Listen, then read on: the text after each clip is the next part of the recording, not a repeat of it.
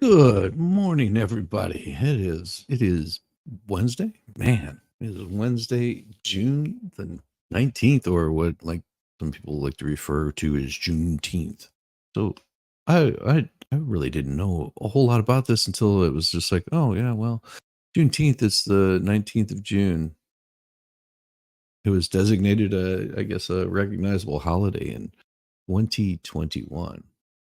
Hmm, interesting. I love it. JW, good morning. Good to see you. JD. Hey, Captain Kern. Yeah, it is hump day. Good morning, Shadow Grey Wolf. And good morning, Peggy. Pleasure to have you here.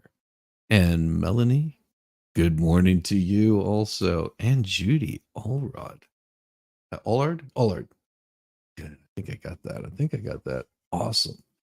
Awesome. No, there's a lot more about Juneteenth than just that, and we'll go over some of that a little bit later if we still have enough time, because there is so many other things that have been happening. Ah, so many other things happening. Like this right here is a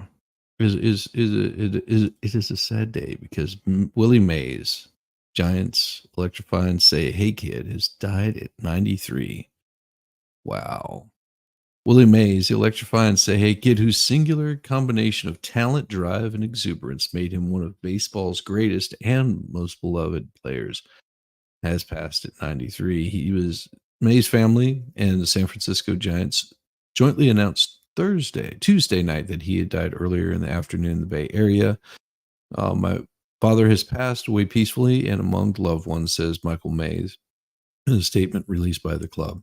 I want to thank you for all from the bottom of my heart for the unwavering love you have shown him over the years. You have been his life's blood. The center fielder who began his professional career in the Negro Leagues in 1948 was baseball's oldest living Hall of Famer. He was voted into the Hall of Fame in 1979, his first year of eligibility, and in 1999 followed only by Babe Ruth on the Sporting News list of the game's top stars. The Giants retired his uniform, number 24, and set their AT&T Park in San Francisco on Willie Mays Plaza. Mays died 2 days before a game between the Giants and St. Louis Cardinals that was to honor the Negro Leagues in Rickwood Field in Birmingham, Alabama. All of the Major League Baseball is in mourning today as we gather at the very ballpark where a career and legacy like no other began, Commissioner Rob Manfred said. Willie Mays took his all around brilliance from the Birmingham Black Barons of the Negro American League to the historic Giants franchise. From coast to coast, Willie inspired generations of players and fans as the game grew and truly earned its place as our national pastime. Few were so blessed with each of the five essential qualities for a superstar: hitting for average, hitting for power, speed, fielding, and throwing. Few were so joyously exerted those qualities, whether launching home runs, dashing around bases, loose fitting, cap flying off his head, or chasing down fly balls in the center field and finishing the job with his trademark basket catch. Over 23 major league seasons, virtually all of New York, San Francisco Giants, but also including one in the Negro Leagues, Mays batted a 301, hit 660 home runs, totaled 3,293 hits, scored more than 2,000 runs, and won 12 Golden Gloves. He was Rookie of the Year in 1951, twice was named the most valuable player, and finished in the top 10 for the MVP 10 other times. His lightning sprint and over the shoulder grab of an apparent extra base hit in 1954 World Series remains the most celebrated defensive play in baseball history. When I played Paul, I tried to make sure everyone enjoyed what I was doing, Mays told NPR in 2010. I made the clubhouse guy fit me a cap that when I ran, the wind gets up the bottom and it flies right off. People love that kind of stuff. Oh, good morning, Heidi. Good morning, JW. Shadow Girl. Uh, Sally Fields was to have died 2 days ago. And sorry to hear that. Uh, Sad day for classic baseball fan from Alabama. Yeah, very sad. Very sad. Um, for millions in the 1950s and 60s and after, the smiling ball player with the friendly, high pitched voice was signature athlete and showman during an era when baseball was still the signature pastime. Awarded the Medal of Freedom by President Barack Obama in 2015, Mays left his fans with countless memories, but a single feat served to capture his magic, one so unstoppable it was simply called the catch.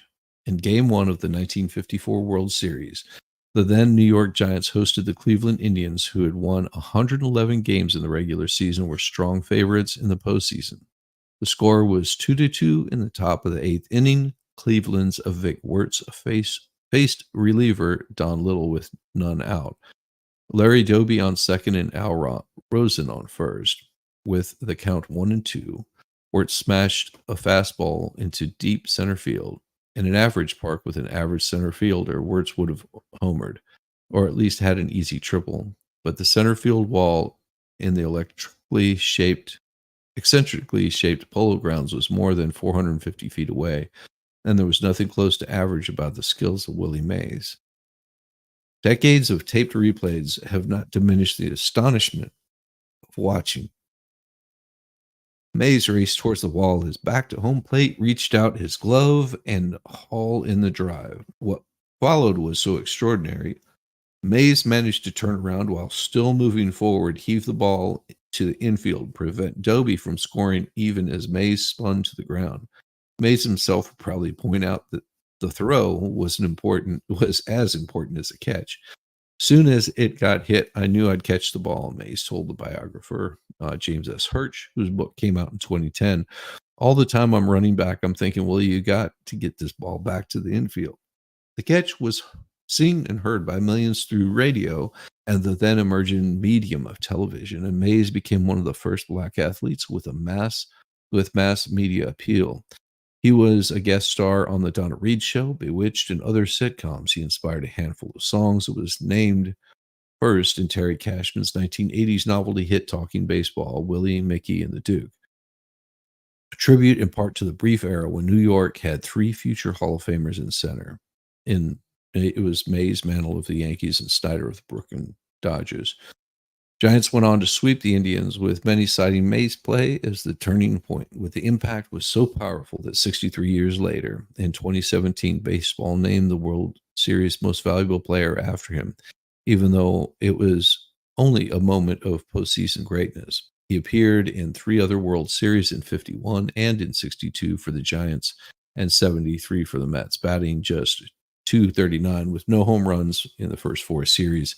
His one postseason homer was the 1971 National League playoffs when the Giants lost to the Pittsburgh Pirates. But the catch in his achievements during the regular season were greatness enough. Yankees and Dodgers fans may have fiercely challenged Mays' eminence, but Mantle and Snyder did not. At a 1995 baseball writers' dinner in Manhattan with all three in the dais, Mantle raised an eternal question: which of the three was better? We don't mind being second, do we, Duke? He added.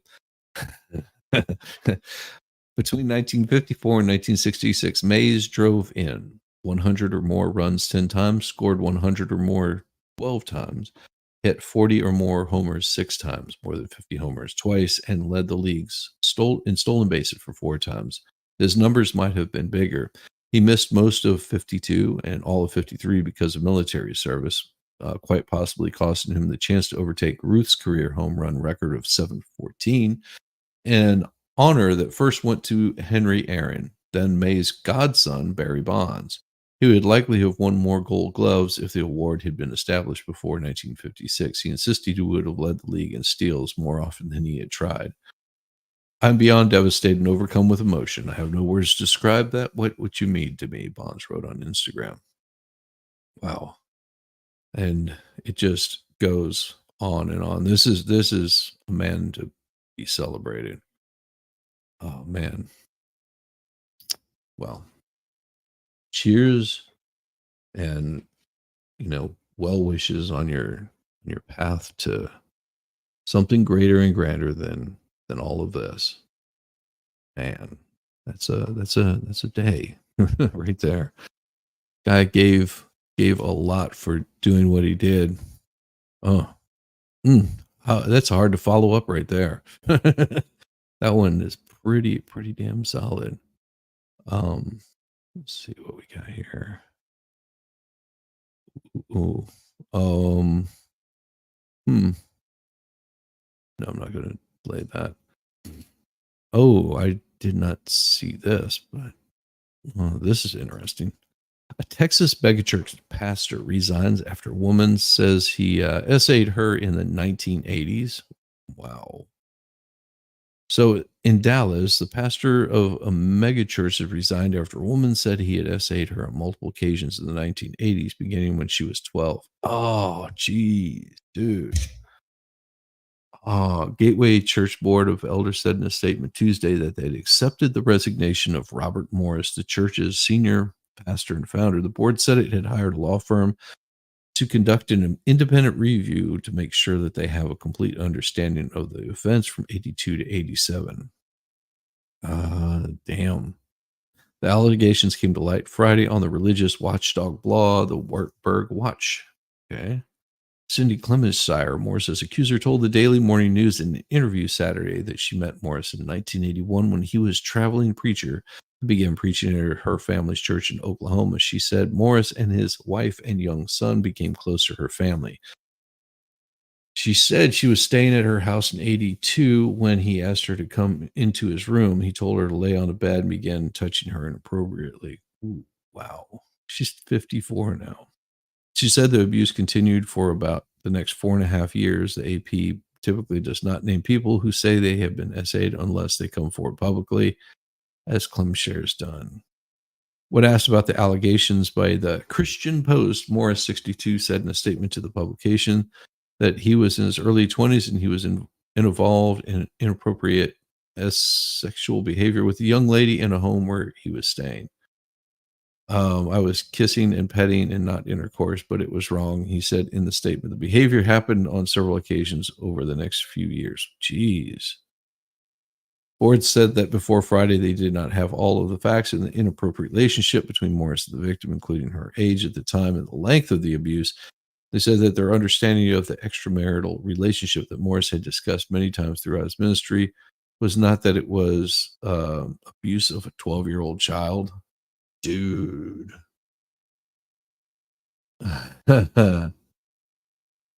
Oh, let's see. Hmm. Yeah, sad day for baseball from Alabama. Does anybody know what day it is? Yeah, I hear enough about it already. Yeah, today's the 19th of June. The church based in the Dallas suburb of Southlake was founded by Morris in 2000 and has multiple locations in the area and says over 100,000 people attend each weekend. Morris, the founding pastor, has been politically active. He was amongst he was amongst those on former Donald Trump's evangelical advisory board. Well, you don't need one of those, trust me. The church hosted Trump on its Dallas campus in 22 for a discussion on race relations and the economy. Morris did not immediately respond. That just because someone's bad does not mean that that makes everyone bad, as we found, with places like North Korea. Mm. Just because you got some bad people there does not mean that every single one of them is bad. Um, wow. Oh, and the story corrects the age of Cindy Clemshire to 54 instead of 52. Oh, they made her older, huh? Ah, this is sad right here. At least one has deceased in New Mexico wildfire that forced thousands to flee. Governor's office says. In Santa Fe, New Mexico, thousands of southern New Mexico residents fled a mountainous village as it as wind whipped wildfire tore through homes and other buildings. Officials warned that the danger isn't over. Um, so yeah, the top level fire management team is expected to take over Wednesday. The winds will continue. Oh yeah, this is not good. As we were leaving, there were flames in front of me and to the side of me. She said all the animals were just running, charging, trying to get out. The family headed out of Verdoso, but the heavy traffic turned out what would have been a 15-minute drive to leave town into a harrowing 2-hour ordeal. It looked like the sky was on fire. It was bright orange. She said, honestly, it looked like the apocalypse. It was terrifying and sparks were falling out. More than 500 structures have been destroyed or damaged, but it's unclear how many were homes. Flyover provided more accurate mapping and a better assessment of damage that was planned Tuesday night. What? Oh, a better assessment of damage was planned Tuesday night. I was like, they're going to do more damage Tuesday night? How do they know that? Shouldn't be a national holiday, just Texas. And then, like St. Patrick's Day, is to the Irish. Exactly. It should be, a day of celebration because it was the day that the last vestiges of slaves in Texas found out that they were free, that they'd been freed. Other than one fatality, no one has been seriously injured. National wildfires have scorched more than 8,495 square kilometers, or 3,280 square miles this year. The figure higher than the 10-year averages, according to, higher than the 10-year averages. Doesn't mean it's the highest. It just means it's higher than the 10-year averages. About 20 wildfires currently burning are considered large and uncontained, include blazes in California, Washington State. Tuesday, two wildfires menace Ruidoso, the high altitude vacation gateway nestled in the Lincoln National Forest with a casino golf course ski resort operated by the Mescalero Apache tribe nearby. Now, I used to live next door to a bunch of Mescalero Indians, and they were they're very much not liking their situation. Most of them were happy to be away from the res. They were just like, yeah, I mean, it's not what it's not what we want to do. We want to actually, participate in the rest of the United States and working. Had some pretty good times with my neighbors. How did a grown man other than dad get into her bedroom? No, it was his house, and she was visiting. Yeah, it's a little creepy with this guy. A little creepy with this guy. Believe Mother's Day and Father's Day should be a national holiday. I think they should just combine them at this point. No, I'm just kidding. No, I mean it should be. I don't see. And I just don't. I don't care enough about that that particular day, Juneteenth. It doesn't register with me. I'm like, okay, something that happened well before any of my parents, great grandparents, or anybody in my family lived here. Do I really care? Absolutely not. Absolutely not. Didn't participate in any of it, so I have no say so in it. Recognize Hallmark card holidays. I mean, used to be I wouldn't celebrate most holidays. Hell, I'd barely even celebrate a birthday. So what is this matter? Something that happened hundreds of years, well, over 100 years ago, means not a whole lot to me. I mean, they might as well just celebrate George Floyd Day. Oh, they already do. This week, Ruidoso officials didn't mince words as smoke darkened the evening sky Monday and a 100-foot flames climbed a ridgeline. Go now. Do not attempt to gather your belongings or protect your home. Evacuate immediately. Couple started watching their cell phones and turn on the radio for updates. Why would you do that? There was no get ready or set. It was just go, go, go, go, go, go. They grabbed legal documents and other belongings and headed out. Within an hour, the police department and fire department, everybody's there, blocking, barricading roads to our area and telling everybody to leave. He said, thank God we were ready. Oh my God. Celebrating the last to know. Yes. Exactly. That's exactly what it is. The best part about it is I have the day off. So my day is going to get really interesting because we're putting our house in order for our guests that are going to be getting here this weekend, and that's going to be, well, they're only going to be here for one night. which would be very cool. So I don't know what night that is. I think that's Friday night that they're coming in. So I probably will be spending time with family on Friday night. Most likely. We'll see. We'll see. I don't know for sure. It could be Saturday they're coming in. Yeah, see, I get no, I think it is Saturday. Well, I don't know. All I know is I gotta get my damn house straightened. You forgot it was a federal holiday? Yeah, in 2021 during Donald Trump's presidency.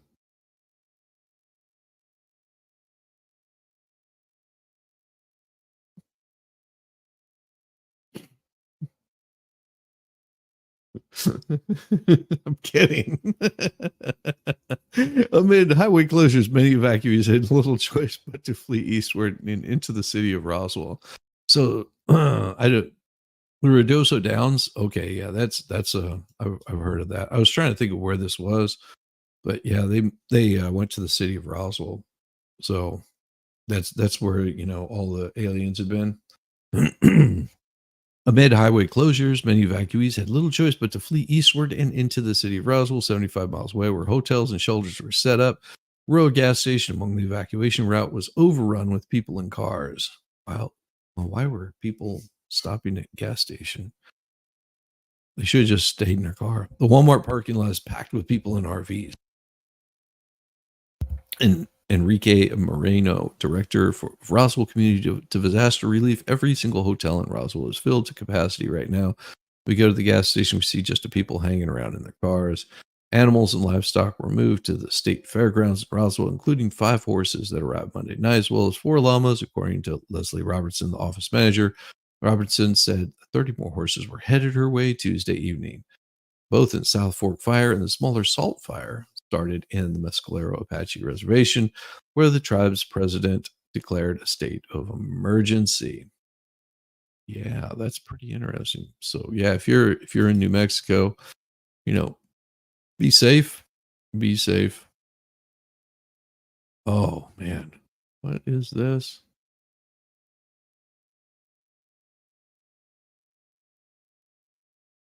I'm gonna mess up a name. I know I'm gonna totally mess up a name. It happens. It happens.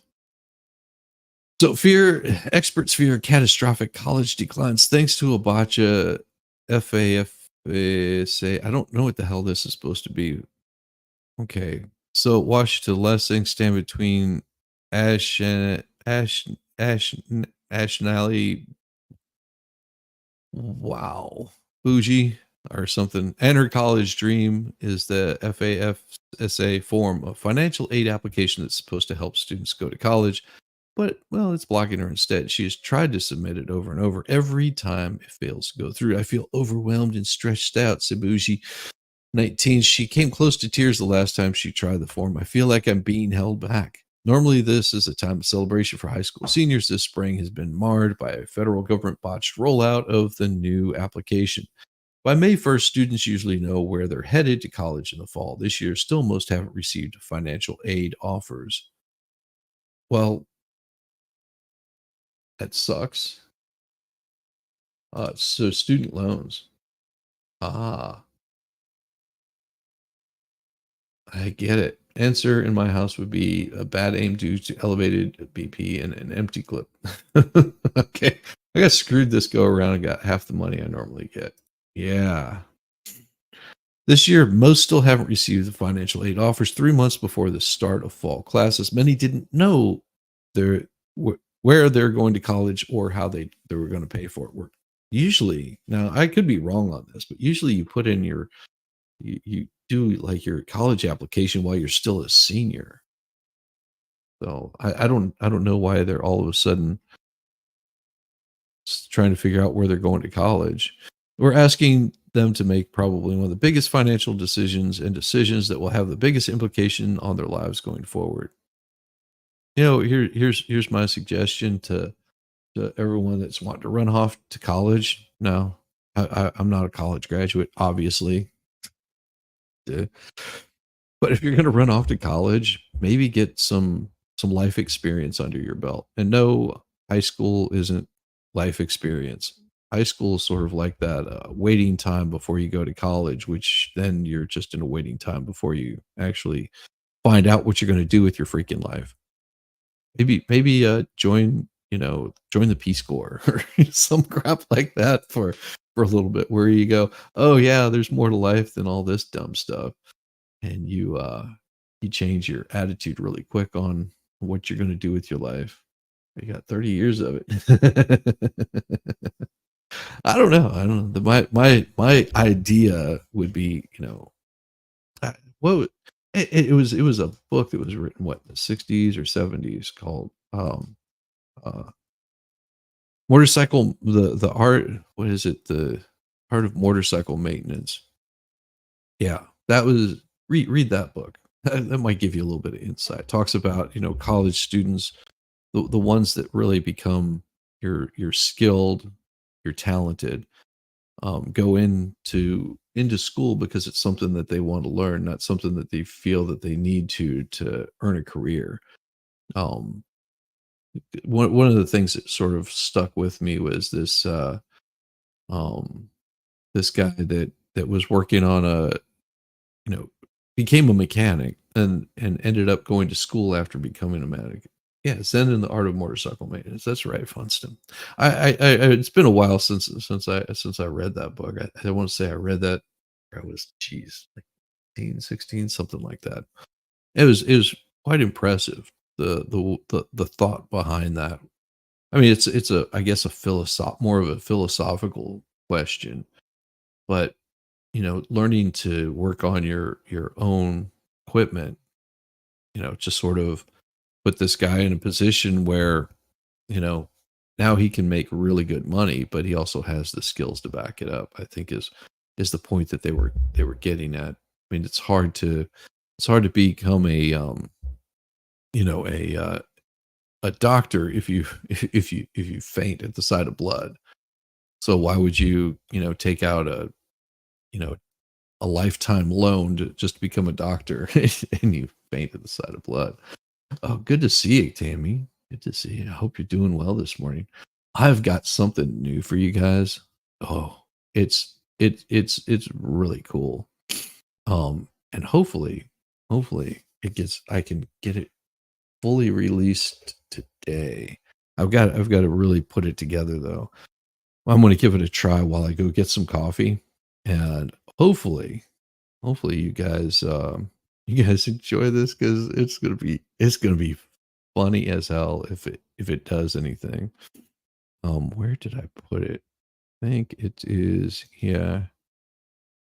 And where did I save it to? I'll have to look. Let me see where it is. It is right there in. Oh, okay. This is it. This is this isn't going to be my new thing, but this is something new that I've been working on. How's Izzy dogs reporting for duty? Oh, how's it going, Melanie? This is how Izzy dogs. I read this last night. I was so tired, and it looked like it said Taekwondo dogs.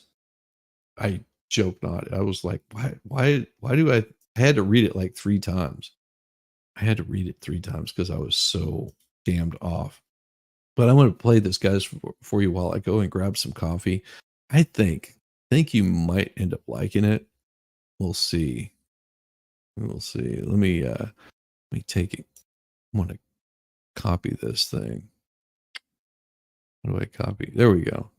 Copy it, and I'm gonna move it to like a different location on my computer so it doesn't freeze up, because it may freeze up. It may freeze up.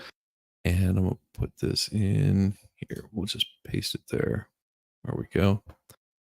And we're gonna go to, what the hell?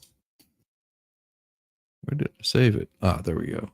I'm messing up here, aren't I? It's music. Yeah, there we go. All right.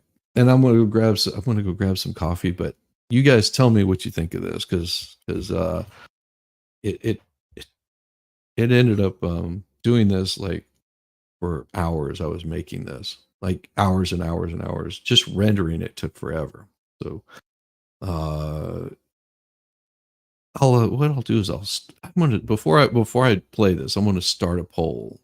I'll start a poll, and you guys tell me if you think I should release this or not. And I've got a new one that I'm gonna be working on. Just because it takes so long to render these things. I'm a I don't I need to get it started because it took what almost 6 hours to render this thing out. It works though. It works. Give me just a second. I'm gonna start a poll. You guys tell me whether this is a good one or not, and I'm gonna start that poll right now. And I'm gonna say uh, keep or we'll say keep or delete. Keep or no. We'll just say release or no. Yeah, or release or no. And start the Q&A. Now you can't vote until after a oh Jesus and Q&A confirm. Jesus. I was supposed to start a poll. Yes or no. There we go. That's what I'm after. Yes, no, and we'll start the poll and we'll start the song. Poll and here we go. Oh, Brandon. Oh, I love it when you dance. I love it when you dance. I love it when you dance. I love it when you dance. All I need is for you to move, get up and move that body. Make it sweat. I am on fire when you dance. Make it drip, drop. So all I need is for you to move, get up and move that body. Make it sweat. I am on fire when you dance. Make it drip, drop. So all I need is for you to move, get up and move that body. Make it sweat. I am on fire when you dance. Make it drip, drop. So all I need is for you to move, get up and move that body. Make it sweat. I am on fire when you dance. Make it drip, drop. So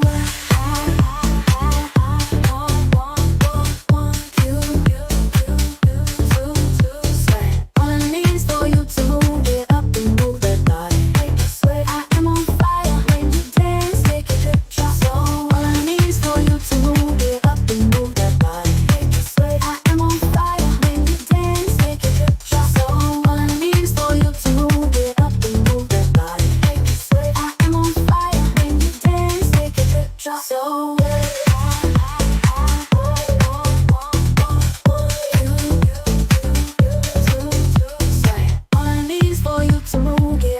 move that body. Make it sweat. I am on fire when you dance. Make it drip, drop. So all I need is for you to move, get up and move that body. Make it sweat. I am on fire when you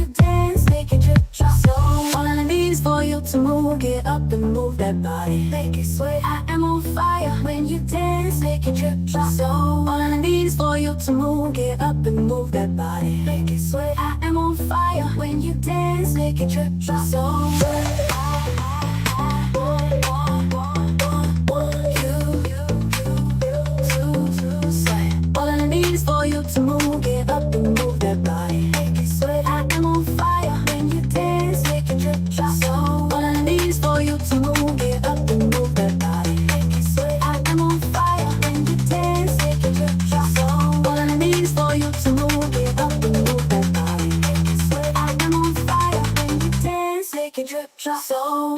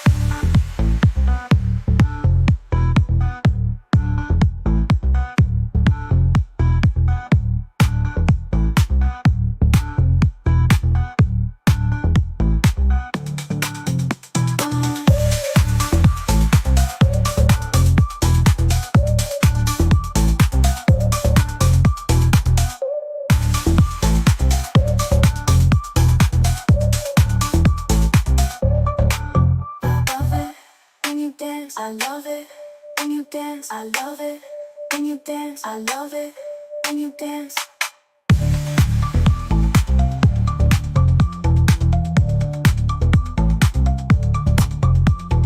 All I need is for you to move, get up and move that body. You sweat, I am on fire when you dance, make it drip drop. So all I need is for you to move, get up and move that body. You sweat, I am on fire when you dance, make it drip drop. So all I need is for you to move, get up and move that body. You sweat, I am on fire when you dance, make it drip drop. So all I need is for you to move, get up and move that body. You sweat, I am on fire when you dance, make it drip drop. So all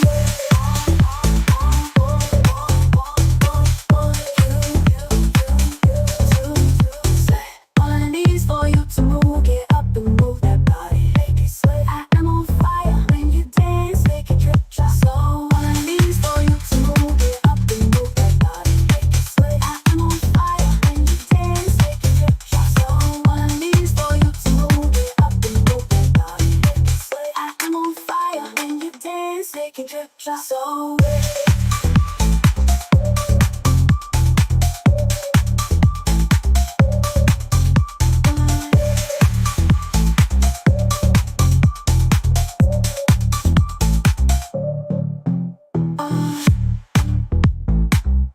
when you dance, when you dance, when you dance, when you dance, Cool. Cool, cool, cool. All right, all right, all right. What do we got here? We'll end the poll here and see what we got. Damn, oh, you guys looks like 100% release. Huh. Wow. Wait until you see the other one. I got another one. It's I was started out with one particular image, and I think I screwed up somewhere along the way, and it did some weird stuff. Didn't I couldn't figure it out what I did wrong. I'll have to show you guys that one a little bit later. And that one will be released as a video for one of the songs I already have out there on the album. So you'll probably see that released later on today, maybe. I think I have to upload it into DistroKid first before I can do that. So we'll see. We'll see what happens. We'll see what happens. No guarantees. No guarantees on this whatsoever. You know, just like there is no guarantees in life. There's yeah, I yeah, I'm still new at it, Rose. Roxanne, I'm still new at this. So, you know, you have to forgive me. You have to forgive me. Let's see. We're gonna share this particular no. Nothing like this happening to a US soldier convicted of theft in Russia and sentenced to nearly 4 years in prison. Now, if you guys don't remember, there was a certain basketball player that was busted for drugs coming into Russia. Okay, certain basketball player, and the U.S. government made a trade for basically an arms dealer, like one of the most notorious arms dealers, just to get this person back. Now, great fractals. Spinning city port makes makes you dizzy. I know. I'm sorry. Ah, sorry. Uh, you wrote a scathing but professional email to send in. And what do you know? 2 minutes later, my album got released. Oh, okay. So, a U.S. soldier convicted of theft in Russia and sentenced to nearly 4 years in prison. Moscow, a court in Russia's far eastern city of, I'm not even going to try to say it, Vladivostok, something, on Wednesday convicted of visiting an American soldier of stealing and making threats of red rum, and it sentenced him to 3 years and 9 months in prison. Staff Sergeant Gordon Black, 34, flew to the Pacific port city to see his girlfriend and was arrested last month after she accused him of stealing from her, according to U.S. officials and Russian authorities. Russian state news agency TASS and RIA Novosti reported that the judge in this district also ordered Black to pay 10,000 rubles or 115 in damages. Prosecutors had asked for a sentence of 4 years and 8 months in prison. Black's case occurs amid tensions over Russia's arrests of American journalists and other U.S. nationals as the fighting in Ukraine continues. Russia has jailed a number of Americans, including corporate security executive Paul Whelan and Wall Street Journal reporter Evan Gerskovich. Okay. The U.S. government has designated both men as wrongfully detained and has been trying to negotiate their release. Well, they had no problem, negotiating the release of Brittany Griner, right? Like a basketball player whose meaning in life is just as important as Whelan and a Wall Street reporter named Evan. But others detained include Travis Leak, a musician who has been living in Russia for years and was arrested on drug-related charges. Mark Fogel, a teacher in Moscow who was sentenced to 14 years in prison, also on drug charges. And dual nationals, Alusu, I'm not even going to try to say those names. The U.S. State Department strongly advises American citizens not to go to Russia. Black was on leave and in the process of returning to his home base at Fort Cavazos, Jesus, where he had been stationed at Camp Humphreys with the 8th Army. Cynthia Smith, an Army spokesperson, said Black signed out of his move back home, and instead of returning to the continental United States, Black flew from, I'm not even going to say this, from the Republic of Korea through China to Russia for personal reasons. Under Pentagon policy, service members must get clearance for any international travel from a security manager or commander. The U.S. Army said last month that Black hadn't sought such travel clearance, and it wasn't authorized by the Defense Department. Given the hostilities in Ukraine and threats to the U.S. and its military, it is extremely unlikely he would have been granted approval. Well, there you go. This guy just made all the stupid moves. Black's girlfriend, Alexandra something or other, told reports earlier this month that it was a simple domestic dispute during which Black became aggressive and attacked her. He then stole money from my wallet and I didn't give him permission to do it. On Wednesday, she told Russian news in Gaz that she considered the sentence quite humane and described Black as a violent and unable to control himself. Well, obviously, I mean, why would he be traveling to Russia? Good morning, Zach. Good to see you. Good to see you. You'll be in chat later. He on Wednesday he told Russian, yeah, okay. U.S. officials have said Black, who is married, he went to go get a side piece. Met Vechuk in South Korea. According to U.S. officials, she lived in South Korea last fall. She and Black got into some type of domestic dispute or altercation. After that, she left South Korea. It isn't clear if she was forced to leave or what, if any role South Korean authorities had in the matter. So crazy. Why are people so silly? They're going to stream. Zach is playing with his wood again. Good morning, Zach. Good morning, everybody. Oh my God. Well, you find people come rolling in here. Yeah, I just remembered Brittany Griner. They were so disappointed that, this WNBA star, which had been told on numerous times not to be toting drugs with her, toted drugs into Russia, and then was surprised whenever they got arrested. Found guilty, was serving time, and then they made a trade for basically Dr. Death, I think is what they called him. Arms dealer. Isn't that wonderful? When some colleges close, students are left scrambling. Some never go back to school. Aw. Whenever you have a place that's called the University of the Heiress, I don't know. Why would you Why would you trust that school? Philadelphia, Catherine Anderson trekked from Texas to Philadelphia last year for a college program she couldn't find anywhere else. Okay. Combining the music business, entrepreneurship, and technology, 2 weeks ago, she received the startling news the university would be shutting down within days.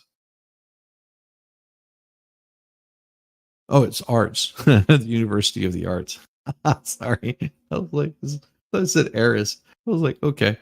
The closure of the University Arts has left her and 1,300 other students scrambling to find somewhere to go or something to do. By the time the school announced its closure, many colleges had already cut off admissions for the fall. This is what I was talking about. Admissions usually happens much earlier. That's why I'm surprised that students don't already have all of their paperwork done. Usually they get that stuff taken care of in high school. Just thinking. By the time this By the time that it announced its closure, many colleges had cut off admissions for fall. Anderson was accepted into the music industry program at nearby Drexel University, which she said wasn't a perfect match, but the next best thing, I guess. Because of all that's going on, I felt very pressured to make a decision as fast as possible. Well, why? Why? I mean, do you not know how to play music? I mean, if you know how to play music, see, this is one of those useless degrees. Let me explain. I worked doing music for quite some time. This can be a very useful degree if done by a prestigious college because it can get your foot in the door for like a big record label or something of that sort. So, bear with me. If you're looking to get into the music industry, all right, pretty easy thing to do. Go hang out with bands. Go hang out with bands if you want to get into the music industry and don't put out. Don't be having sex with them, ladies, gentlemen, whatever. Don't do it. If you want to get interested in what's going on with the music industry, you come in and start working with them. Find out what the band needs and what you can do for them, and expect that you're going to be doing it for free. But guess what? If you were going to college, you're paying for that kind of skill. So take that, what 60, 100, 200, $120,000 a year that you'd be spending on college and do that to work with a band. Serious. You'll be doing the world a lot better job. And I'm not saying you go and give your money to the band, but figure out how to work on promoting a band, getting them gigs, working on promoting them to make something better out of themselves. And if after a year you haven't figured it out, then you're going to realize maybe the music industry isn't where you want it to be. Or other than that, you could go in and start doing like law is another good way because they're always needing good lawyers for musicians. Musicians always need lawyers. S Such an uneventful week so far, right? Hey, Nick, how are you doing, brother? Yes, it's completely been uneventful. I mean, nothing else has been happening. So these folks right here that go into these colleges and start on a path that they're probably not going to follow. It is a useless degree that you don't need. All it takes to get into the music industry is go and start working with musicians. You'll find out that most of them are completely screwed up. They have no money. They have no means of support. They probably come from some sort of messed up background. Most of them do, um, and they've probably got something wrong, a little bit cuckoo up here. And you'll come to realize that about what is it, 0.1% are only going to make it. So there you go. If you there's my skill for the day. Go get your go get your ass up and moving and work on something besides going to a fake college Of course, now she's suing the University of the Arts. More colleges around the country have been closing as they cope with steep declines in enrollment. Yeah, because it's going to cost a freaking arm and a leg for a useless degree. Consequence of both changing demographics and the effects of the pandemic. No, it's because it was a useless degree in the first place. Why would you want to go to a college like this? I thought that said something else, like see you next Tuesday, but it's not. The closures in recent years have left tens of thousands of students in limbo and increased risk of never finishing their degrees at all. Was it, well, a degree in basket weaving? It really isn't a degree now, is it? Nationwide, private colleges have been closing at a rate of about two per month, according to the State Higher Education Executive Officers Association. Well, there you go. None, that now, how would you like to be? How would you like to work at the State Higher Education Executive Officers Association? Sounds like a lot to put in your mouth. Before announcing it would close, U Arts is often called had trained musicians and artists, dancers, and designers in Philadelphia for nearly 150 years. Uh huh. And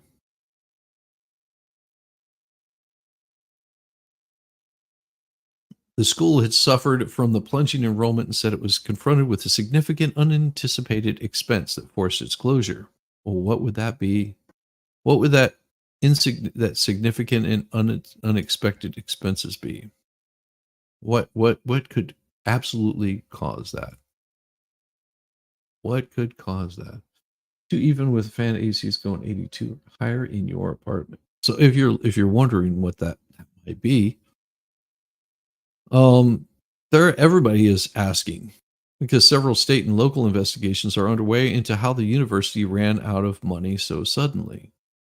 Well, most likely, if this was one of those colleges where they started defunding because of somebody might have had a certain historical background and they wanted to defund the college, more than likely they caved in and started saying crap about a certain group of people that got all their funding pulled, and that really sucks for them because that's what the plan is in the first place. So anybody that's kowtowing to all of these free Palestine assholes, just know that this is where your college is headed. Because they want to defund you, they want to destroy you, they want to destroy your higher education. It's the wolf in sheep's clothing. We have yet received the answer to that question, said Elena Kuhn, a high ranking official at the Pennsylvania Department of Education, said Friday as an online information session for the University of Arts parents and students. Kuhn was responding to one of the several questions posed by frustrated students about what the university officials knew of its precarious finances and what they did about it. You understand that you students face an impossible set of circumstances with frustration that expands beyond measure. Heather Perfetti, president of the Middle States Commission on Higher Education, an accrediting agency, said at the same session, we all believe that no academic journey should include this kind of severe and abrupt disruption. Drummer Adam Machado, 18, came to the University of the Arts from New York's Hudson Valley so he could study a range of styles, including jazz and contemporary, in a major city. He had a $32,000 a year scholarship, and it's unclear if any other schools will match that. But he also wonders if he'll find the same curriculum, sense of community, and ability to pursue gigs in both New York and Philadelphia, where he performed Wednesday night with a band called Kids to Fly. Okay. Well, I think it's time to have eyes tested soon. Yeah, everybody says that. Taekwondo dogs. Everybody says that I'm having problems seeing. He grieves not only for me, but 1,000 other artists who are without a home. Like many classmates who went through the draining college search process just a year ago, he's not sure what he'll do next. You don't really know where to start. Well, you're only 18. Start by getting a job. I mean, is your band paying your bills? No. You're going to pay to play. It's very numbing, said Nasib, a theater major who had just signed a lease for an apartment near the college campus. Since his parents are moving from Philadelphia suburbs to the West Coast, it's kind of just saps your motivation to do anything.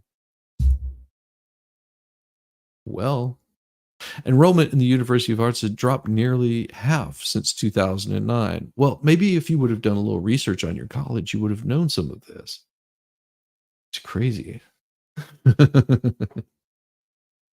Because enrollment at University of Arts dropped nearly to 2009 nationwide. The number of college students in the U.S. has already been steadily decreasing for years before the pandemic led to a sharp drop in enrollment. Schools' financial woes have been complicated further by the botched rollout of a new federal financial aid form, which has raised fears that hundreds of thousands of students will forego college entirely. Maybe go to trade school. I don't know. I don't know what the answer is. The University of Arts has made arrangements with half a dozen colleges and universities to take in U Arts students and help them complete their degrees. Formal agreements with half a dozen other schools are under review by the school's accrediting agency, but the disruptions created by college closures have a history of derailing students' educations. Wow, sounds like a damn party. But the disruptions created have history of derailing students. Nationally, as many as half the students whose campuses closed don't resume their studies, according to the state's Higher Education Officers Association, whose data surveys both nonprofit and for profit schools, including 2 year colleges. Other students lose credits or have to spend more to enroll elsewhere.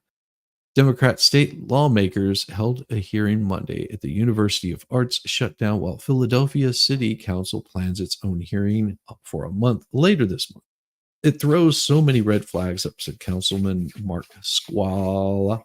Who can who can the board not be aware of the financial situation? And then they say, we just found out last minute we couldn't get any money. Were they already leveraged to the hilt? Did they have a line of credit that they no longer borrow from? Did the bank shut them off? All those questions nobody's answering. Another film major, Ian Callaghan Kenna, who commuted by bus to the University of Arts, has been coping with bouts of intense anxiety, not least because the college already has thousands of dollars of his federal aid for the fall term. He has joined a potential class action lawsuit against the school. He said he's most upset by how quickly it happened. The fact that they acted like everything was normal and that we were a thriving institution just a couple of weeks ago, and now they're just all of a sudden 40 million in the tank, having to shut it down, he said, referring to the one estimate of the shortfall. It's just very, very upsetting. Rubicam reported from northeastern Pennsylvania. The Associated Press education coverage receives financial support from multiple private foundations. AP is solely responsible for all content. Find AP standards for working with philanthropies, a list of supporters, and funded coverage. Well, I have a feeling that most likely it had a lot to do with something a little bit other than that. It's this right here. Michigan. The CUNY couldn't suitably assess if Israel Hamas war protests made environment hostile. The University of Michigan, University of New York did not adequately investigate complaints about their anti-Semitic or anti-Palestinian harassment links to campus protests over the Israel-Hamas war and other incidents, according to the results of investigations by the U.S. Education Department announced on Monday. With these first investigations reached to a conclusion among dozens launched by the Education Department since October 7th, the day Hamas launched a surprise attack on Israel. The department's Office of Civil Rights investigated 75 instances of alleged discrimination and harassment at the University of Michigan based on a shared Jewish ancestry and shared Palestinian or Muslim ancestry. The investigations found that the university's response did not meet its Title VI requirements to remedy the hostile environment. In one such instance, when a Jewish student reported being called out for viewing a graduate student instructor's social media post about Palestinian topics, the university told the student that formal conflict resolution is not a path forward and at this time because the incident occurred on social media. Well, then stop reading the social media, idiots. Oh, Jesus. Wait till they get the bigger package. It sent a Cop's donut box. Ooh, that's cool. I've never heard of using that. However, I'm using new tea and new glass jar. It's a 2-gallon jug. That would be awesome too. Really did enjoy the fudge last. I could almost taste it. In another instance, when a student who participated in a pro-Palestinian protest was called a terrorist, a university said that it held restorative circles. We had little drum circles. We were restoring to address the interest incident, but it didn't take any further action. In its resolution agreement, the University of Michigan agreed to administer climate assessment. Okay. Assess somebody being asshole. Implement additional training and revise its policies as necessary. It also agreed to monitoring by the Office of Civil Rights through the end of 2026 school year, reporting its responses to future incidents of discrimination to the department. The university condemns all forms of discrimination, racism, and bias in the strongest possible terms. University of President Santa J. Ono said in a statement, "We continue to work to educate our community around the rights and privileges of free speech to ensure that debate does not tip over into targeted harassment or bullying. This agreement reflects the university's commitment to ensuring that it has all the tools needed to determine whether an individual's acts of speech creates a hostile environment and take any affirmative measures necessary to provide a safe and affordable education for all." Yeah. The department also announced the resolution of 9 pending complaints against the schools in the City University of New York system dating back to 2019 and 2020 academic year. These incidents include harassment and disparate treatment of students based on shared Jewish, Palestinian, Arab, Muslim, or South Asian ancestry. The university system agreed to reopen or initiate investigations into discrimination complaints and provide the Office of Civil Rights with results of any report or remedial action the university would take. The resolution also included increasing training for both employees and security officers on campus, as well as a climate survey and a third-party review of non-discriminatory policies. So basically a bunch of hoopla bullshit that nobody's going to follow through on, and everybody's going to argue on the solution for at least another 10 years. Meanwhile, students are going to feel uncomfortable because, well, that's what life is. It's full of uncomfortable situations. You just have to learn how to deal with them. These people have not been given the life skills to learn how to deal with an uncomfortable situation whenever somebody calls you a racist or they get up in your face and they don't like what you look like or where your heritage is from. Usually these are things that you have no control over, but they hate you anyway.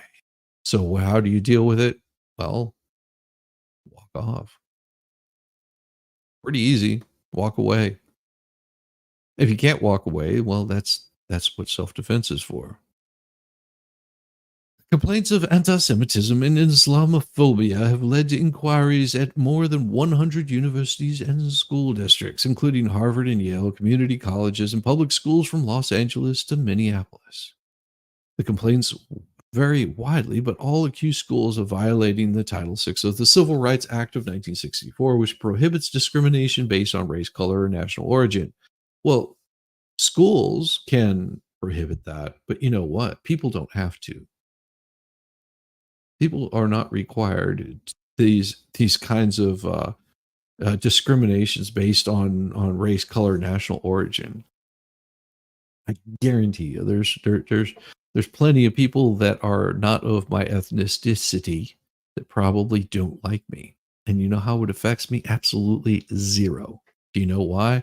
Because I don't have to interact with people that don't want to be around me. They don't have to interact with me. We live happily in different worlds. We're absolutely fine. It's like if you want to see two dogs fight, then you throw them in the ring together. If you don't want to see them fight, just put them on the opposite side of the fence. They'll just yell at each other back and forth, and then they'll move on with their damn lives. Like go take a poop or eat some dinner or go pay attention to something else. Why do you want to have everybody fighting all the time? Well, I guess it sells newspapers. AP is happy to stir up the race baiting bullshit. You know, everybody's against everybody. Oh, the Jews and the Palestinians can't get along. I don't know. Wow. All right. Why? Because you keep throwing these people in the same ring and telling them to fight. Jeez, stop. Protests over the Israel Hamas war by people that have no idea what they're protesting. Jeez.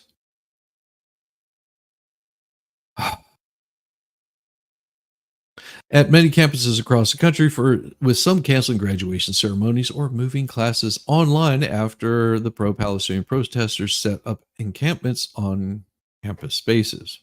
See, now each one of those people should just be arrested and moved off of there. Same as I would say if they were pro-Israel protesters and they were causing a disruption, have your ass hauled off and lose all your school credits and your money, or just give them back what they hadn't spent so far and send them on their way. Send them packing.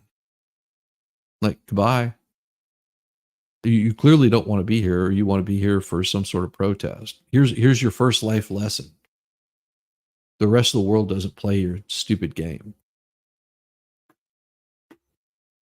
Mm. Finding that boundary has been a struggle for colleges. No, it's not. Colleges know what the boundary is. They just allow people to cross them. Some chants commonly used by pro-Palestinian activists are seen by some as anti-Semitic. You mean the anti-Semitic stuff that where they're saying, from the river to the sea, things like that. Those are what just normal. That's normal. That's normal behavior. Saying that they want to wipe out like an entire nation. Huh? That's weird. Uh yeah. Oh, there you go. Yeah. That's these they don't find anti-Semitic, or some might find it anti-Semitic. Hmm. Meanwhile, some complaints say the Arab and Muslim students have faced abuses only to be ignored by campus officials. At Harvard, the education department is investigating separate complaints, one over alleged anti-Semitism, the other over alleged Islamophobia. Hate has no place on our college campuses, ever. Sadly, we have witnessed a series of deeply concerning incidents in recent months. There's no question as this is a challenging moment for school communities across the country. No, it's a challenging moment for people because they're idiots, because they don't know how to contain themselves. They don't know how to behave. They don't know what or how society is supposed to act because their parents don't give them those kinds of skills. Hate has no place on our college campuses. Yeah. No, hate is everywhere. Hate is something that's going to happen. You just have to learn to deal with it. Whether you hate somebody or somebody hates you, you got to learn to deal with your own emotions. You're only in control over yourself. If you hate something so much, then don't interact with it. Don't attack it. Just leave. Walk away from it. Ignore it. It doesn't exist. And this is how this is how all these little hate groups get started. Oh, we got a good one for you coming up pretty soon. This is gonna blow your mind away. I'm gonna probably have to go grab some more coffee here shortly. And I do have a video for that one also. Oh, let me download that thing real quick. I forgot about that. Oh, geez. I know I'm sucking a day at this. It's because I sometimes don't know what I'm doing. Let me get this thing real quick. Videos, and we're gonna download this one. And where are we gonna put this?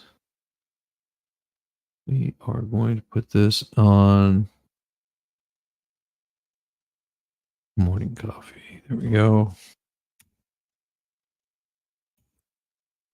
Mm. Now, the only reason I would thought this program worked a different way than it does, but it doesn't. So, oh wow, that's actually pretty small. I thought it was going to be bigger than what it is. Well, that's cool. Um, Good morning, Welsh lady. How you doing? Hope you're doing well. Hope you're doing well. I've got another one I want to present to you guys. So we're gonna and I'll put up a poll and you guys tell me if you like it or not, if I should release it because it's gonna be pretty cool if you like it. So give me just a second and we'll put this in here. Start poll. Keep or no. Keep or not. There we go. Keep or not. And we'll get this thing started really quick and go ahead and video file. It is here. It should be. Yeah. So this is one that I'm thinking about using, and I know that it has a lady on it. It wasn't my intention of doing that. This was my first try at this. I was trying to do something else. So just enjoy and let me know what you guys think of whether I should keep it or not. I'm going to go grab some more coffee. This is like 3 minutes and 3.5 minutes. So here we go. Let's give this a try. Morning sun, it's a brand new day. Gotta shake the sleep, gotta find my way to the kitchen where the coffee's hot. Take a little break, give it all I got. Rise and brew, yeah, rise and brew. Wanna get my cup and start anew. Rise and brew, yeah, rise and brew. Take a little break is what I gotta do. Stepping out of bed, feel the reggae beat. Shuffle to the kitchen, moving my feet. Coffee's calling, got that morning vibe. Wake up the soul, feeling so alive. Rise and brew, yeah, rise and brew. Gonna get my cup and start anew. Rise and brew, yeah, rise and brew. Take a little break is what I gotta do. On the way to the brew, take a bio break. Freshen up my mind, for goodness sake. Wash away the dreams, face the brand new light. With the coffee in hand, everything's alright.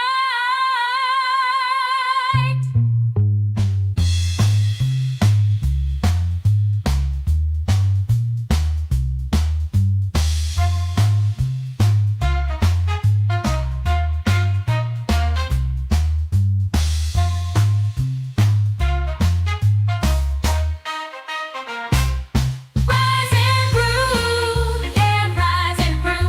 Gonna get my cup and start anew. Rise and brew, yeah, rise and brew. Take a little break is what I gotta do.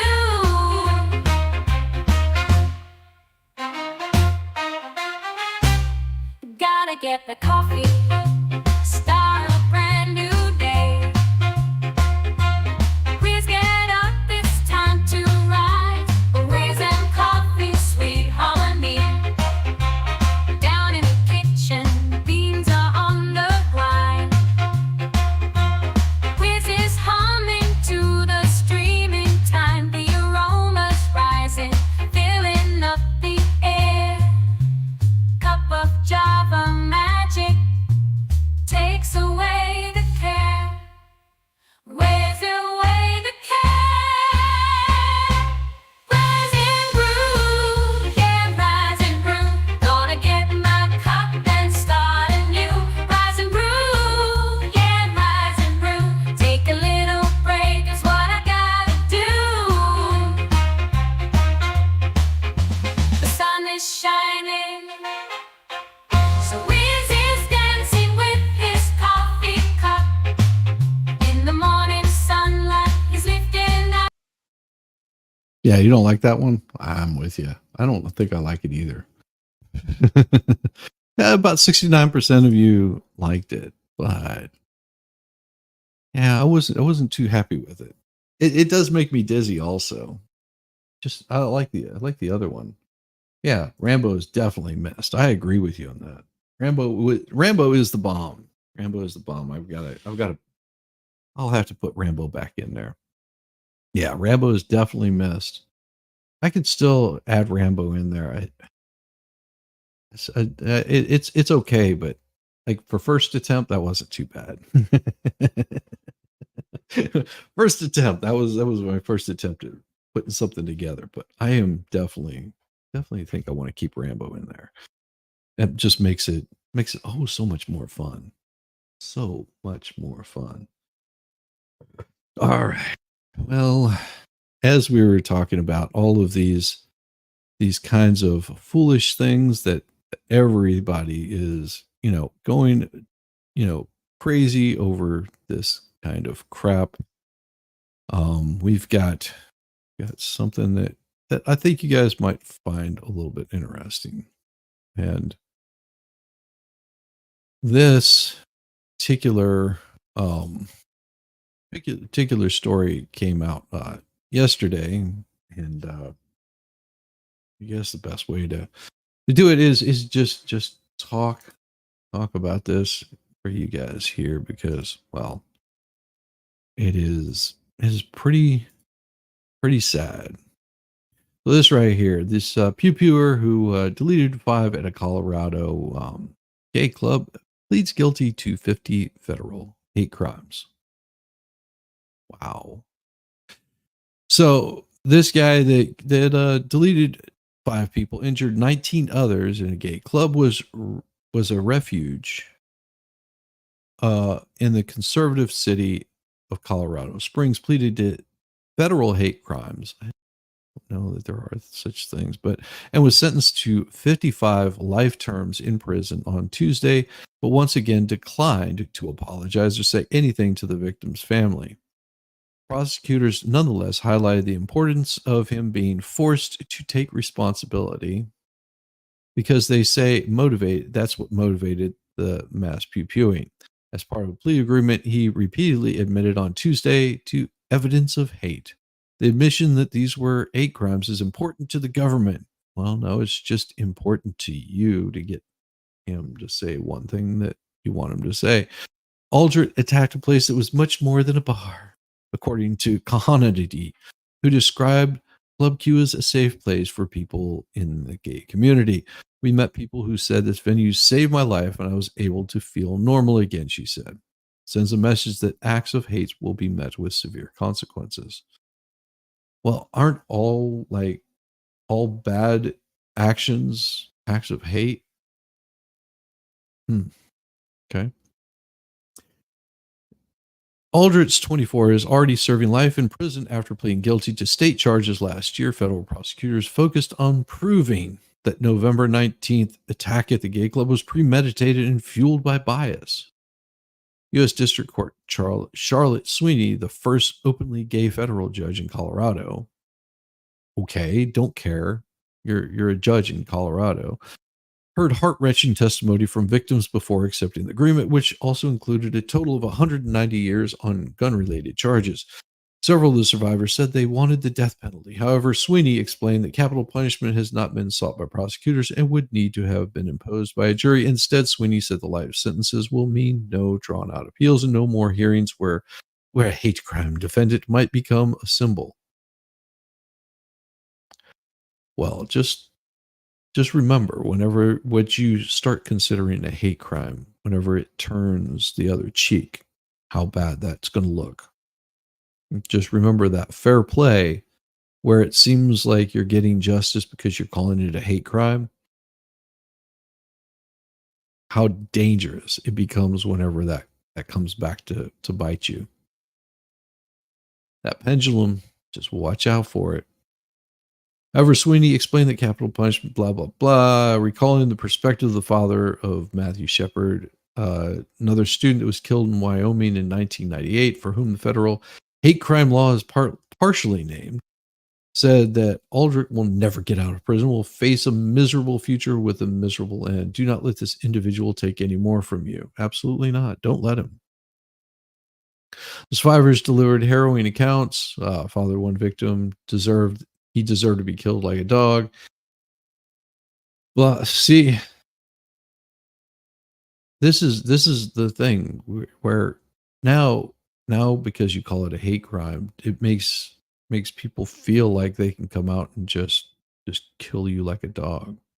One survivor who had been celebrating a birthday and performing as a drag queen that night expressed forgiveness and focused on the community's capacity to find joy despite the pain. There you go. Proud of you. That right there is something that you should seek a little bit more peace in your life. I had to look at my partner in a casket attended funerals of my friends and deal with unspeakable trauma, said Wyatt Kent, who Daniel Aston was killed while working behind the bar. I see this person as a hurt person created by failures of a system around them designed to help. I forgive you. We, the queer community, we are the resilient ones, as this person said. Aldrich appeared in an orange prison jumpsuit with head shaves and wrist handcuffed, faced the victims as they spoke, but declined to make their own statement. When given the chance, defense attorney David Kraut made no explicit mention of hate or bias in his comments. Kraut said there was no singular explanation for what motivated the mass shooting, but mentioned childhood trauma, an abusive mother, online extremism, drug use, and access to guns as factors that increased the risk his client would engage in extreme violence. Defense attorneys in the case stated he had pushed back against the hate charges, arguing Aldrich was drugged with cocaine and medication. In phone calls from jail with the AP last year, Aldrich didn't directly answer when asked whether the attack was motivated by hate, saying only it's completely off base. Aldrich previously pleaded guilty, no contest to state hate crimes, charged without admitting guilt. And evidence of this community included two websites created Aldrich to post hate related content. Target found inside the defense house with a rainbow ring that had bullets on it, and the defense sharing of recordings of 911 calls from, oh man. Aldrich also studied these other mass shootings.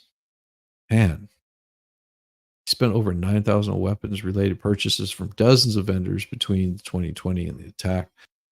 Hand-drawn map of the club with an entry and exit point marked found inside Aldrich's apartment. Hey, is that happening?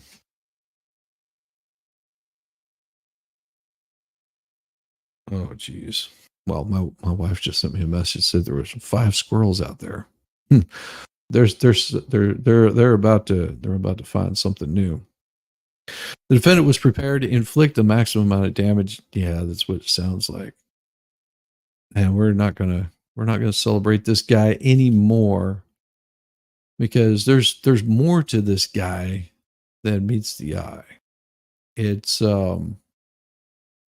it's his father was a failed MMA fighter that says he was abusive to his son. Yeah, it's so horrible. So horrible that this guy and luckily he got stomped on by some heels by a drag queen. Yeah, they beat the ever living bejesus out of this guy. I don't condone any of this kind of stuff at all. Just horrible. So he's the MMA fighter, which turned porn actor, was his father. Um, and this he's also the maternal grandchild of Randy Vogel, an outgoing California GOP state assemblyman who made headlines when compared to the January 6th riot to the American Revolution. Hmm. Both Aldrich and their mother, Loa Vogel, have a history of run-ins with the law. The day after the shooting, Vogel was charged with resisting arrest and disorderly conduct. He was warned multiple times at her home to stop yelling or she would be arrested for disorderly conduct. Um, Police officer said Vogel became combative and physically resisted when she was placed under arrest about 3:30 on November 20th. She was charged with resisting arrest, a misdemeanor, disorderly conduct, and unclassified petty offense. She's also had previous run-ins with the law, including 3 outstanding warrants for arrest in California. Yeah. Crazy, crazy stuff. Like this is just why don't Don't go to Shizzy's house. She won't come back. I guess the squirrels didn't listen to their friends. Well, no, they just found an opening, but they're about to find some brand new openings. Just saying. They but there is some good news. There is some good news. A woman may be freed after 43 years for a grisly red rum.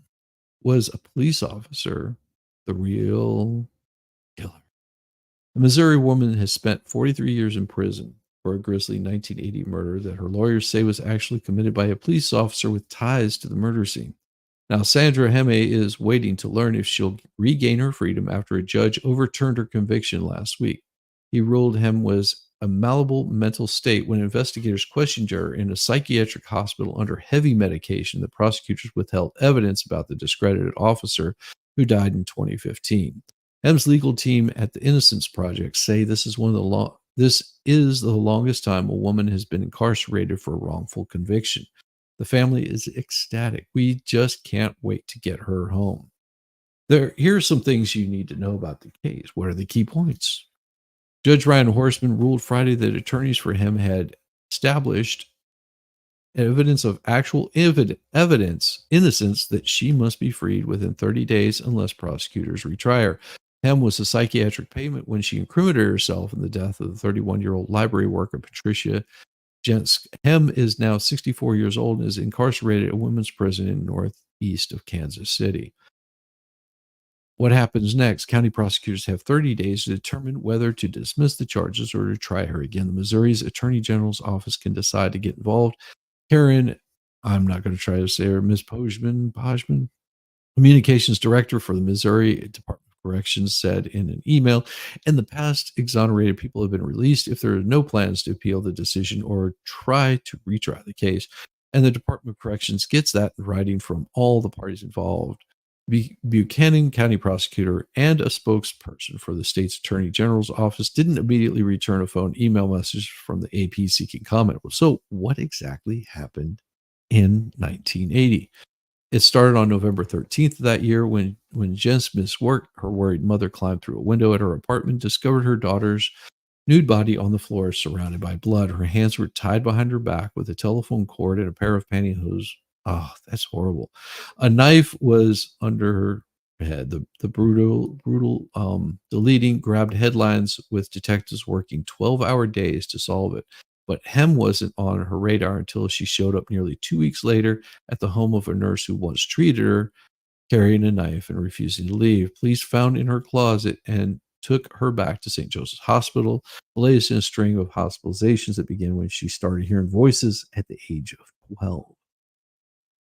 She had been discharged from that very hospital the day before Janet's body was found, showing up at her parents' house later that night after hitchhiking more than 100 miles across the state. The timing seemed suspicious to law enforcement. What are the concerns about the interrogation? As the questioning began, Hem was being treated with antipsychotic drugs that had triggered involuntary muzzle spasm. She complained her eyes were rolling back in her head. Detectives noticed Hem seemed mentally confused and was not fully able to comprehend their questions. She offered what attorneys described as a wildly contradictory statements, and at one point blaming the red rum on a man who couldn't have been the killer because he was in an alcohol treatment center in another city at the time. Ultimately, she pleaded guilty to capital murder in exchange for the death penalty being taken off the table. That plea was later thrown out on appeal, but she was convicted again in a 1985 after one-day trial in which jurors weren't told about what her current attorneys described as a grotesquely coercive interrogations. Do Hem's lawyers say who do Hem's lawyers say is the real killer? Her attorneys argue that was suppressed implicating Michael Holman, a police officer at the time in St. Joseph, a city on a bend of Missouri River, roughly 50 miles north of Kansas City. About a month after the killing, Holman was arrested for falsely reporting his pickup truck stolen and collecting an insurance payout. The same truck had been spotted near the crime scene, and his alibi that he had spent the night with a woman at a nearby motel could not be confirmed. Furthermore, he had tried to use Jeff's credit card at a camera store in Kansas City, Missouri, on the same day her body was found. Holman, who was ultimately fired, said he found the car in a purse in a ditch. Ooh. During the search of Holman's home, police found a pair of gold horseshoe-shaped earrings in a closet along with jewelry stolen from another woman during a burglary earlier that year. Jen's father said he recognized the earrings as a pair he bought for his daughter, but then the 4-day investigation into Holman ended up abruptly, and many of these uncovered details were never given to Hem's attorneys. Why did the judge decide to free Hem? Horseman found her trial counsel was ineffective, and prosecutors failed to disclose crucial evidence that would have aided in her defense, including Holman's criminal conduct. The only evidence tying Hem to the killing was her unreliable statements, Horseman wrote, and her psychiatric condition was fertile ground for her to also internalize or come to believe the apparently false narrative she told. He said her statements were also contradicted by physical evidence and accounts of reliable independent witnesses, the judge said. Outside factors like media coverage and police suggestions substantially undermine the prosecutor's argument that Ms. Hem's statements contained details that only the killer could know. There was, however, evidence that ties directly to Holman, to this crime and murder scene. Where other mentally patients question like this, lawyers at the Innocence Project say Hem wasn't the first mentally ill person targeted by detectives in St. Joseph. Melvin Lee Reynolds, who also spent time in St. Joseph State Hospital, falsely confessed to the 78 deleting of a 4-year-old boy following repeated interrogations. He was exonerated and freed in 1983 when a self-proclaimed serial eater, Charles Hatcher, pleaded guilty to the crime. Thinking of you, lovely. Rest well. Don't press yourself, distract, and take time to do something you enjoy. Most definitely, everybody, take time to do a little bit of something you enjoy. It is important, very important, that you do this. It is also important that you have a wonderful, wonderful day. We are going to send all of you fine folks over to go hang out with Mo. And I've got a few things to take care of today. I need to get my wireless hole puncher to fix some squirrels. And then I'm going to be, I think I might do a game stream tonight. You guys up for that? You guys up for just a little bit of some fun and games? That's sort of my plan, is just to have a nice fun game stream, some chill. I'm hesitant to cover what kind of news is going on currently with a certain YouTuber.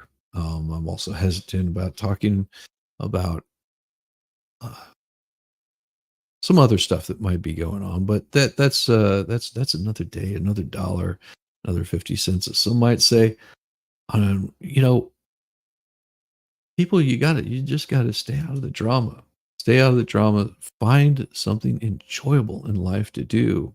Don't become that which you despise. Do not become that which you despise. Everybody, have a wonderful day. And make sure that you hit that like button on your way out. Have a great day. I plan on it, GW. I plan on having a great day. And everybody, just be kind to one another. And I'll see you guys tonight. It'll be a beautiful, beautiful, beautiful night tonight. We're gonna. I got some stuff planned for you guys. But with that, I'm gonna leave you with a different outro. It's not our main outro. It's the coffee break, because I know you guys miss Rambo and you didn't get Rambo today. So here you go. Morning sun, it's a brand new day. Gotta shake the sleep, gotta find my way to the kitchen where the coffee's hot. Take a little break, give it all I got. Rise and brew, yeah, rise and brew. Wanna get my cup and start anew. Rise and brew, yeah, rise and brew.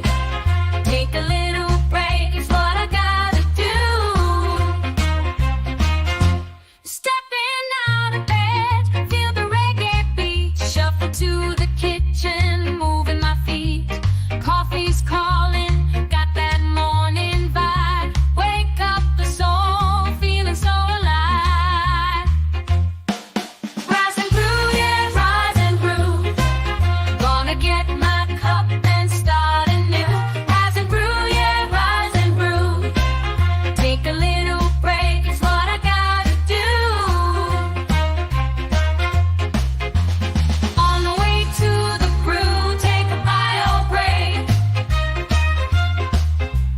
Open up my mind, for goodness sake. Wash away the dreams, face a brand new light. With the coffee in hand, everything's alright.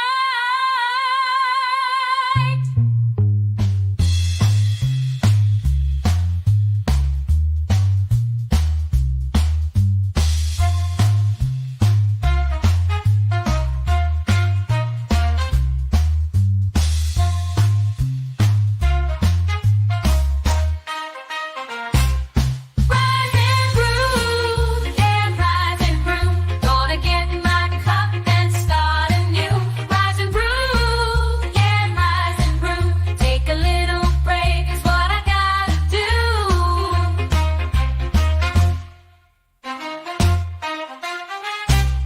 Gotta get the coffee, start a brand new day. Whiz, get up, it's time to rise. Whiz and Coffee, sweet harmony. Down in the kitchen, beans are on the rise. Whiz is humming to the streaming time. The aromas rising, filling up the air. Cup of Java magic takes away the care. Whiz away the care. Rise and brew, yeah, rise and brew. Gonna get my cup and start anew. Rise and brew, yeah, rise and brew. Take a little break is what I gotta do. The sun is shining, so Whiz is dancing with his coffee cup. In the morning sunlight, he's lifting up. With every sip and every funky beat, Whiz is ready to take on any feat.